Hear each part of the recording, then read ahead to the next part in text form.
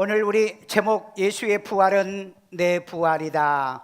우리 요한복음 11장 25절에서 26절 우리 다시 읽습니다. 예수께서 이르시되 나는 부활이요 생명이니 나를 믿는 자는 죽어도 살겠고 무릇 살아서 나를 믿는 자는 영원히 죽지 아니하리니 이것을 내가 믿느냐. 아멘. 이것을 여러분이 믿습니까? 예수님이 부활하셨던 이 사건을 믿으시냐고요. 아멘요. 자, 우리 예수의 부활은 내 부활이다. 자, 예수의 부활, 요한복음 11장 25절에 보니까는 예수는 부활이요 생명. 그러면 내 부활은 뭐냐? 여기 보니까 예수 믿는 자도 죽어도 살겠고 그랬어요. 예수를 믿는 자가 죽어도 살겠고. 자, 그 증거는 뭐냐? 요한복음 11장 26절 살아서 예수 믿는 자는 영원히 죽지 않을 것이다. 오늘 여러분 살아있는 여러분들은 휴거 변화가 될 거고, 이제 이미 우리 앞서 가신 분들은 분명히 죽어도 살겠다는 이 약속, 예수의 부활의 첫 열매, 그 다음에 두 번째 열매가 저와 여러분이 될 것입니다. 자, 기독교 여러분 수미상관이란 말로 혹시 아십니까? 문학을 공부하신 분은 수미상관이란 말요, 그 앞에와 뒤가 상관이 있다. 그 다음에 여러분이 통계학에서 보면은 상관관계란 말을 아십니까? 여러분 예수의 부활은 우리의 부활로 증명되는 거죠. 그럼 우리가 예수 믿으면 결과가 뭐죠? 결과가 천국이죠. 구원받고 천국인 것처럼 이런 상관관계가 있더라. 이것을 여러분에게 증명을 해드리도록 하겠습니다. 자, 먼저 첫째, 예수께서 이르시되 나는 부활이요 그랬어요. 우리 요한복음 11장 25절 예수께서 이르시되 나는 부활이요 생명이니 나를 믿는 자는 죽어도 살겠고. 아멘. 여기 보니까 예수님은 자체가 부활의 생명체라고 얘기하는 거예요. 그래서 나는 부활이다. 여러분 우리는 나는 부활이다라고 인간이 누구가 이런 얘기를 한 적이 없잖아요. 그런데 예수님은 나는 부활이다 이렇게 선언했던 것은 예수님은 부활의 생명체이기 때문에 그렇습니다. 자, 그래서 하나님 아버지가 예수를 죄 있는 육신의 모양으로 보낸 것뿐이라는 얘기입니다. 로마서 8장 3절이요. 율법이 육신으로 말미암아 연약하여 할 수 없는 그것을 하나님은 하시나니 곧 죄로 말미암아 자기 아들을 죄 있는 육신의 모양으로 보내어 육신의 죄를 정하사. 자, 여기 보니까 자기 아들을 죄 있는 육신의 모양으로 인간의 모습, 이걸 인카네이션, 성육신이라고 그럽니다. 성육신으로 하여서 세상에 보내어서 육신의 죄를 뭐 했다? 정했다, 담당하게 했다, 육신의 죄의 문제를 처리하게 했다 이렇게 말씀하고 있어요. 여러분 예수는 원래 요한복음 1장 1절에 말씀이잖아요. 그 말씀에 육신을 입고 이 땅에 오신 분이 누구다? 예수님이에요. 그래서 어떤 종교에도 없는 부활을 선언했어요. 이 신구약 성경에 보면은요 수백 번 예수님이 돌아가셨다가 살아날 것을 이 공포를 했습니다. 예언했어요. 예고했습니다. 그런데 실제로 예수님께서 부활을 증명하신 거예요. 살아나셨다고 해요. 오늘 저와 여러분들도요 예수를 거저로 믿고 구원받으면 믿는 자는 살아나겠고 라고 얘기하죠. 오늘 그렇기 때문에 기독교는 이 증명의 종교다. 예수를 거저로 믿고 구원받은 사람은 신앙을 삶으로 증명해야 된다라고 말씀을 드린 적이 있습니다. 그래서 예수님도 부활을 얘기하고 이 부활을 증명하신 거예요. 오늘 그렇기 때문에 저와 여러분들도 이 예수의 부활을 믿는 사람은 내가 부활해서 예수님의 부활을 증명하셔야 돼요. 여기에 여러분이 그 증거로, 그 증명할 여러분으로 오늘 이 사부 예배 참여한 여러분이 증인이 또 증명자가 돼야 될 줄로 믿습니다. 둘째는 예수께서 이르시되 나는 생명이니 그랬어요. 우리 요한복음 11장 25절 다시 읽습니다. 예수께서 이르시되 나는 부활이요 생명이니 나를 믿는 자는 죽어도 살겠고. 자, 이 말은 예수께서 생명이니 뭐 한다는 거예요? 부활한다는 얘기입니다. 예수님은 생명체이기 때문에 부활하게 돼 있다. 자, 그런데 여기서 꼭 기억할 것은 여러분들이 여기에 부활이라는 말은 헬라어로 조에라는 말인데 이 조에는 생명을 얘기하고 있다. 생명, 이걸 여러분들이 기억하고 있어 보세요. 자, 그래서 이 생명은 하나님 아버지께서 아들 예수에게 주신 거예요. 우리 요한복음 5장 26절에 있습니다. 아버지께서 자기 속에 생명이 있음 같이 아들에게도 생명을 주어 그 속에 있게 하셨고. 아멘. 자, 아들에게도 이 생명을 주었는데 똑같은 뭘 준 거예요? 조예를 준 거예요. 조예. 아버지에게 이 생명이 있는데 그 독생자 아들 예수에게 이 생명을 주셨다는 거예요. 같은 생명이다. 아버지의 생명이나 아들 독생자의 생명이나 같은 생명이다. 그런데 놀랍게도 우리 하나님 아들 예수가 마음에 있어야 이 생명이 있다는 것을 얘기하고 있어요. 자, 우리 요한일서 5장 12절입니다. 아들이 있는 자에게는 생명이 있고 하나님의 아들이 없는 자에게는 생명이 없느니라. 자, 여기 보니까 아들이 있는 자에게는, 이 아들은 어떤 아들이에요? 여러분 집에 있는 아들? 든든한 아들? 요즘은 아들보다 딸이 더 든든하다는데, 그 아들은 하나님의 아들 독생자를 얘기하고 있습니다. 이 아들이 있는 자에게 어디에 있을까요? 내 마음에, 여러분의 마음에 있으시면 아멘. 거기에 뭐가 있다? 거기에 생명이 있다는 거예요. 자, 이거 정리할게요. 하나님 안에 뭐가 있더라? 생명이 있더라. 이 자기의 생명을 누구에게 주었다? 독생자 아들에게 주었어요. 그런데 이 생명을 아들이 있는 여러분의 마음속에 와 계신다는 거예요. 뭐가? 생명이. 그래서 이 생명이 있기 때문에 뭐 한다고 그랬어요? 부활한다고 그랬죠. 그래서 예수님의 부활이 곧 내 부활이라는 사실인 겁니다. 이걸 여러분 상관관계와 입증을 증명한다는 말씀인 것입니다. 그냥 믿는 게 아니에요. 기독교는요, 그냥 믿으면 구원받고 또 부활하는 것이 아니라 이 확실한 이 관계 속에서 저와 여러분에게 이 증거를 우리에게 주신 것이라는 것입니다.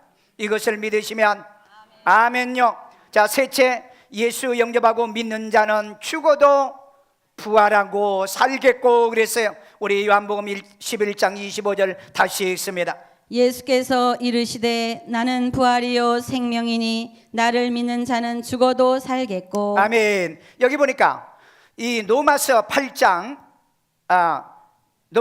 들어가기 전에 우리 예수께서 나는 부활이고 생명인데 나를 믿는 자는 뭐 하겠고?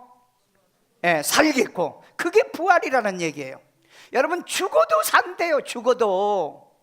여러분, 그러니까 일부러 죽으려고 하지 마. 왜? 죽어도 살아버리는 게 기독교 신앙이에요. 죽으려고 하지 마세요. 요즘 세상 사람들이요, 못 살겠다, 죽고 싶다, 죽어야 되겠다, 그렇게 하는데, 아니 죽어도 사는데 뭐 하려고 죽냐고요. 우리 죽지 맙시다 해봐. 죽지 맙시다. 죽어도 산다. 그러니까 일부러 죽을 필요 없다. 왜? 죽어도 사는 건데 이 놀라운 진리를 모든 사람들이 알았으면 좋겠어요. 아멘요. 자, 그래서 예수를 죽은 자 가운데 살리신 영이 죽을 몸도 살리시더라는 거예요. 자, 로마서 8장 11절. 예수를 죽은 자 가운데서 살리신 이의 영이 너희 안에 거하시면 그리스도 예수를 죽은 자 가운데서 살리신 이가 너희 안에 거하시는 그의 영으로 말미암아 너희 죽을 몸도 살리시리라. 아멘. 자, 여기 예수가 죽은 자 가운데서 살리신 영이 그 영이 너희의 죽을 몸도 살린다. 여러분, 그 영이 어떤 영일까요? 바로 생명의 영을 얘기하는 거잖아요. 자, 그래서 여기 보세요. 살리는 것은 영이니 예수의 말은 영이요 생명이라고 말했잖아요. 요한복음 6장 63절에요. 살리는 것은 영이니 육은 무익하니라. 내가 너희에게 이른 말은 영이요 생명이라. 아멘. 살리는 건 뭐다? 영이라는 거예요. 그런데 영인데 내가 너희에게, 예수님이 내가 너희에게 이르는 말은, 오늘 여러분에게 들려주는 이 말씀은 뭐다? 영이요 생명이다. 그래서 이 말씀을 뭐요? 받아서 먹는 거예요. 에레미야 그랬잖아요. 내가 주의 말씀을 받아 먹나이다. 예수님께서 마태복음 4장에서 뭐라 그랬죠? 사람이 떡으로만 살 것이 아니라 하나님의 입에서 나오는 모든 말씀으로 사는 거다. 아멘. 말씀 먹어야 여러분의 영혼이 살아요. 말씀 먹어야 여러분의 정신이 살고, 말씀을 먹어야 여러분의 삶이 살고, 말씀을 먹어야 여러분이 병에서 노임을 당해서 여러분이 살게 될 줄로 믿습니다. 살기를 원하거든 말씀을 먹으세요. 그래서 여러분, 말씀은 주야로 먹는 거잖아요. 주야로 말씀을 묵상하는 거잖아요. 오늘도 여러분 이 말씀을 먹고 저녁도 말씀을 먹는 여러분 되기를 주의 이름으로 축원합니다. 말씀은 영이요 생명이니라. 할렐루야. 오늘 여러분 이것을 아는 사람이 과연 몇 명이나 될까요? 베드로전서 1장 23절에 보면은 거듭난 것은 살아있는 하나님의 말씀으로 된 것이니 그랬어요. 저와 여러분이 물과 성령으로 거듭난 거예요. 이 거듭난 게 뭐냐? 말씀으로 된 것이라 그랬어요. 물과 성령으로 거듭나지 않으면 어디 갈 수 없다? 천국에 갈 수 없다고 그랬잖아요. 오늘 이 말씀으로, 정말 이 말씀이 믿어짐으로, 그 이 말씀의 생명에 예수를 내 마음의 구주로 받아들임으로 구원과 생명이 있어 이 생명으로 부활하기 때문에 그 예수를 내 마음에 온전히 영접되어지기를 주의 이름으로 축원합니다. 마지막 결론입니다. 제 결론은 길다. 제 결론은 길어요. 왜? 다른 내용은 다 알아. 그런데 이 결론 부분을 여러분들이 반드시 알아야 되기 때문에, 자, 예수의 부활이 내 부활인 근거를 말씀드리겠습니다. 우리 요한복음 11장 25절 또 있습니다. 예수께서 이르시되 나는 부활이요 생명이니 나를 믿는 자는 죽어도 살겠고. 아멘. 여러분, 부활은 생명이신 누구에게만 있다? 예수에게만 있다는 얘기를 하고 있는 거예요. 내가 부활이다라는 얘기는요, 세상에 어떤 종교, 어떤 사람이 내가 부활이라고 선포한 사람이 어디가 있어요? 그리고 실제로 부활을 입증하고 증명했던 사람이 누가 있냐고요? 오직 인류 역사상에 이 6천년의 역사 가운데 예수님 단 한 분밖에 없어요. 그분이 하나님의 아들이시고 저와 여러분의 구세주가 되는 줄로 믿습니다. 그래서 부활은 생명이신 누구에게만 있다? 예수에게만 있다는 것을 우리들이 믿는 줄로 믿습니다.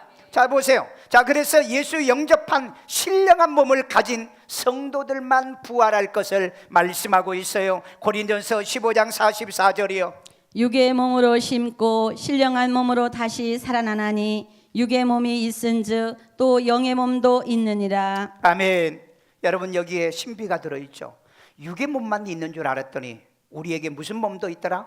영의 몸이 생겼다는 거예요. 이것이 바로 신령한 몸이라는 거예요. 신령한 몸이 어떻게 생기냐? 아버지가 자기의 생명을 아들에게 주었는데 아들이 있는 자에게 신령한 몸이 생겼더라는 거예요. 이 신령한 몸이 있는 사람만 뭐한다? 부활한다는 거예요. 믿으십니까? 이게 이제 고린도전서 15장 44절의 말씀이잖아요. 이 신령한 몸이 있는 여러분에게만 마지막 날 예수님이 이 땅에 오시면 우리 모두 다 부활하게 되어진다는 거예요. 요즘 사람들은요, 사람이 존경하고 훌륭한 사람이 죽으면은요 하늘나라에 갔대요. 하늘나라에 간 사람은 단 한 명도 없어요. 우리 예수 믿고 구원받고 돌아가신 분들은요 낙원에 가 있어요. 낙원에. 그런데 자기들 마음대로 하늘나라에 갔대. 자기들 마음대로. 나는 그런 말을 들을 때마다 웃기네 하고 있어요. 하늘나라에 우리도 안 가고 있고 우리 믿는 성도들도 안 가 있는데, 여러분, 예수 믿는 사람은 돌아가시면 어디에 가 있다? 낙원에 가 있는 거예요. 낙원에 갔다가 예수님이 이 땅에 오시면 무덤에서 일어나 부활해서 예수 만나서 그 다음에 천국에 들어가는 거예요. 아멘요.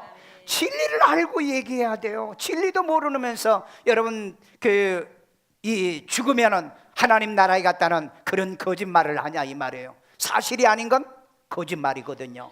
사실대로 얘기를 해야 되는 거 아니겠어요? 그래서 예수님이 오시는 날 저와 여러분들이 확실히 부활할 걸 믿으신 분, 왜요?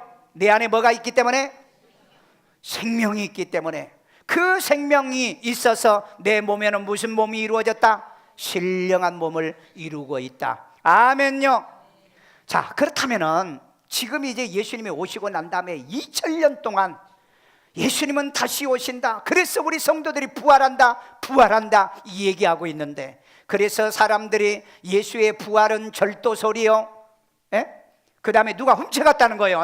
절도설이요. 그 다음에 그 기절설이요. 예수님께서 그냥 잠깐 십자가 못 박혀서 죽을 때 기절했다가 일어난 거다. 뭐 별의별 얘기를 다 가지고 이 예수의 부활을 부정하고 있는 이때에 혹시 여러분들은 예수님이 과연 오실까? 2000년 동안 오지 않았어요. 지구상의 이 문명의 이 파라다이스를 보면은요, 예수님은 다시 오시지 않을 것 같아요. 그런데 성경에 예수님이 오는 징조를 몇 가지를 얘기하고 있어요. 자, 우리 다니엘서 9장 24절, 이른 일의 중 마지막 한 일의 전에, 다니엘서 12장 2절, 티끌 가운데 많은 사람들이 일어날 것이다 라고 구약에서 얘기하고 있어요. 자, 그 다음에 사도행전 1장 7절에 보면은 때와 시기는 아버지의 권한이니 너희들이 알 바가 아니다. 그래서 날짜와 카이로노스와 크로노스를 얘기를 하지 않고 예수님이 올라가시면서 마태복음 24장 3절에 제자들이 물었어요. 그러면 주의 임하심, 예수님이 다시 강림하실 때와 이 땅의 마지막 끝에는 무슨 징조가 일어날 겁니까? 그랬어요. 그랬더니 예수님 마태복음 24장 32절에 무화과 나무의 비유를 배워라 그랬다고요. 자, 그러면 여기에 핵심이 어디에 있느냐? 무화과 나무에 달려 있는 거예요. 자, 여기에 배우라 그랬는데 이때 예수님께서 오늘 일요일 날, 그러니까 한 주간 전이죠. 한 주간 전 일요일 날 나귀를 타고 예루살렘에 입성하시는 그 다음 날 길을 지나다가 무화과 나무를 발견하고 열매를 따려고 했는데 열매가 없어서 그 무화과 나무를 저주를 했어요. 그 다음 날 제자들이 보니까 무화과 나무가, 저주한 무화과 나무가 말랐다 그랬어요. 그 마른 무화과를 누구를 얘기하느냐? 에레미야 25장에 보면은 이스라엘 유다를 가리킨다라고 얘기하고 있어요. 그래서 예수를 거절하고 예수를 십자가에 못 박혀 죽였던 이 이스라엘은 바로 예수님이 오셔 십자가에 못 박혀 바로 돌아가시 직전에 저주를 받았던 거예요. 왜? 열매가 없었기 때문에. 다시 말해서 예수를 구주로 믿지 않았기 때문에.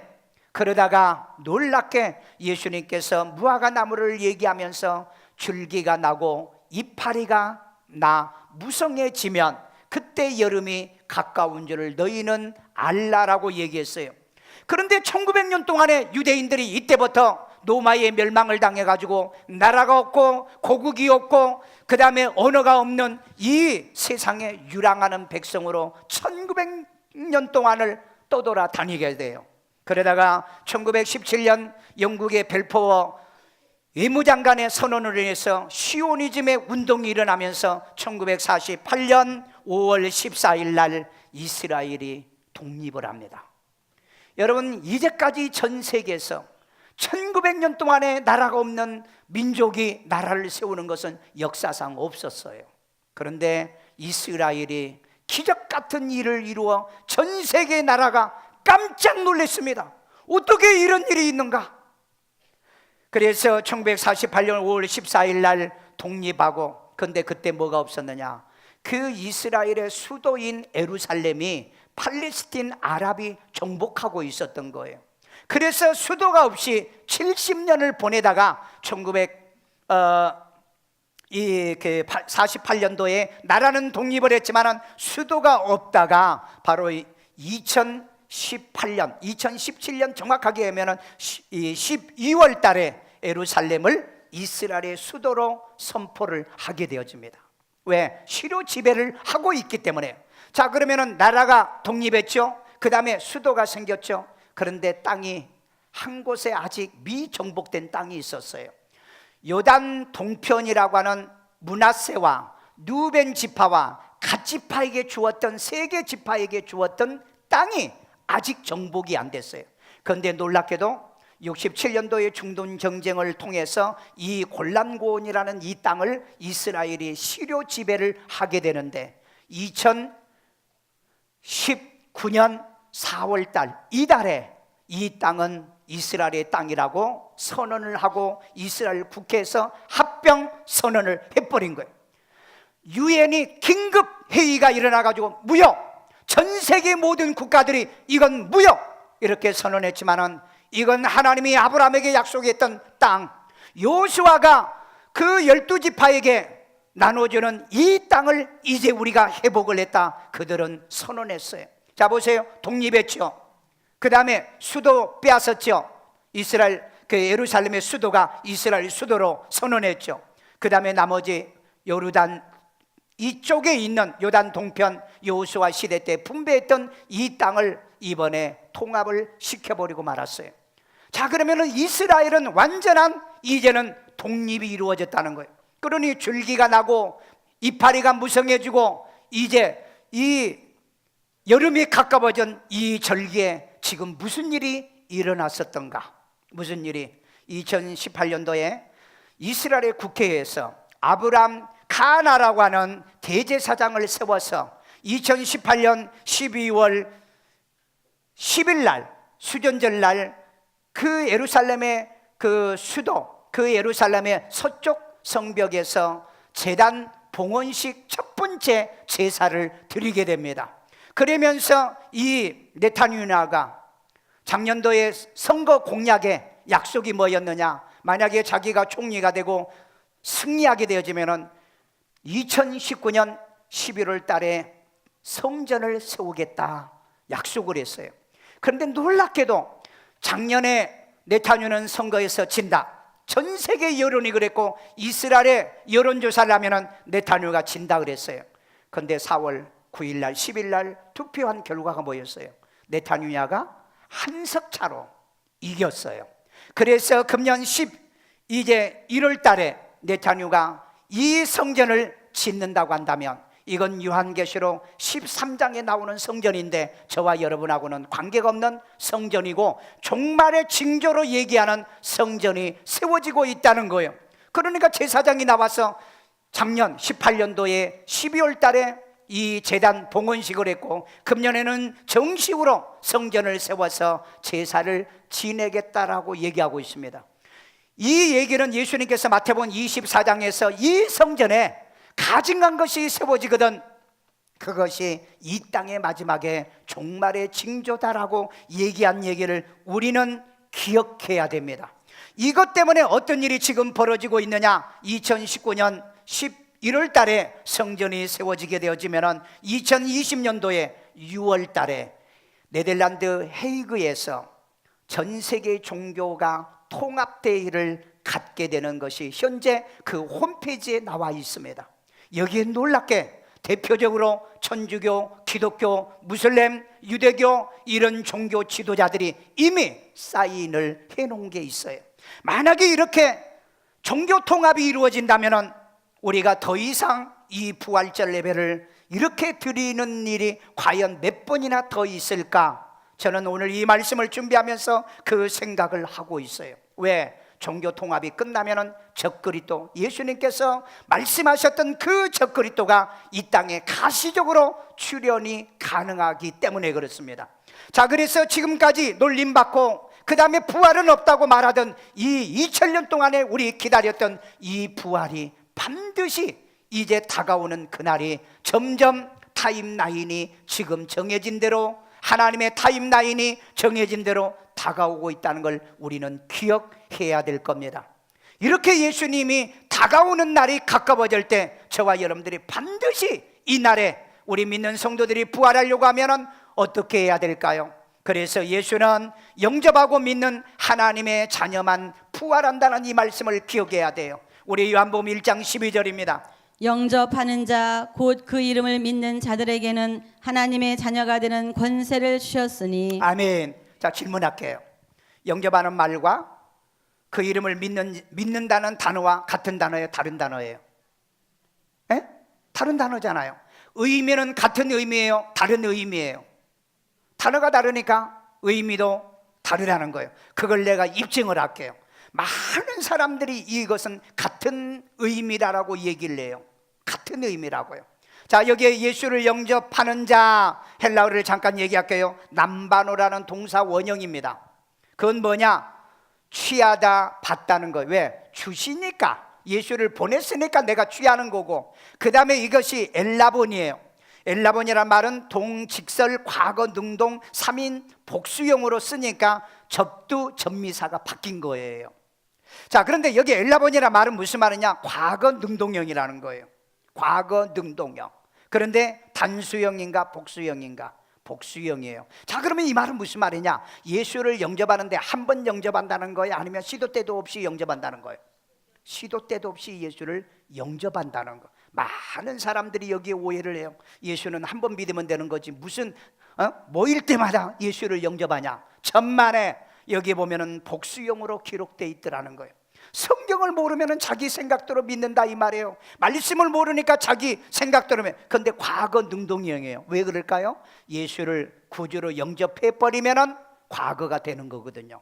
자, 그 다음에 그 이름을 믿는 자들에게는 피스티오라는 말인데 이건 믿다라는 동사 원형이죠. 그런데 동사 원형이 동분사, 현재 능동, 역경 남성, 복수형으로 변할 때 바로 피스티오신, 우신 이렇게 바뀌게 되는 거예요. 자, 그런데 이게 보세요. 현재 능동형, 분사형이라고 그랬죠. 그 현재형이라는 겁니다. 현재 능동형인데 여러분들이 오늘 이 자리에 와서 사부 예배 드리잖아요.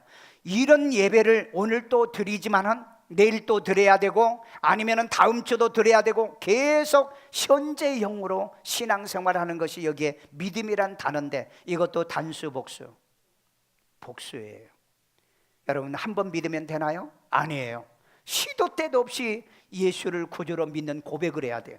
왜 우리가 주기도문을 계속하고 사도신경을 모일 때마다 왜 하십니까? 전능하사 천지를 만드신 하나님 아버지를 내가 믿사오며 왜 이 고백을 시도 때도 없이 하느냐? 바로 이 헬라의 원어 때문에 그런 거예요. 그래서 여러분 헬라의 이 원어를 모르는 사람은 지 생각대로 믿어요. 한 번 믿으면 되는 거지 뭐. 한 번 예수 영접하면 되는 거지. 아니에요. 지난주도 우리 영접했으면 오늘 또 영접하고요. 여러분이 집에 가면서도 영접하시고요. 예배할 때마다 영접하시고요. 모신다는 뜻입니다. 내가 예수님을 모신다는 뜻이에요. 아멘요. 그 다음에 하나님의 자녀가 되는 권세를 주셨으니 그랬어요. 주셨으니. 자, 하나님의 자녀가 되는 권세는 여러분 알죠?